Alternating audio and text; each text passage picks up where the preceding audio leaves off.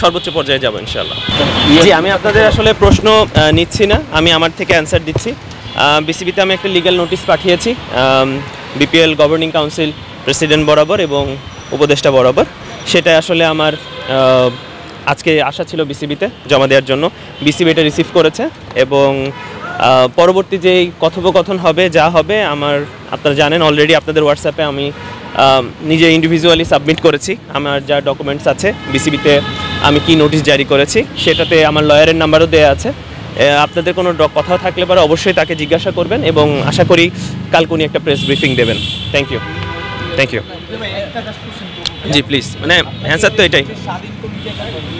জি, আমি বললাম তো, আমি যা আপনার কথা হবে ইনশাআল্লাহ কালকে লয়ার বলবে। পরবর্তীতে অবশ্যই আমি আপনাদের সাথে কথা বলবো, আমি অবশ্যই এটা সর্বোচ্চ পর্যায়ে যাব ইনশাআল্লাহ। Thank you.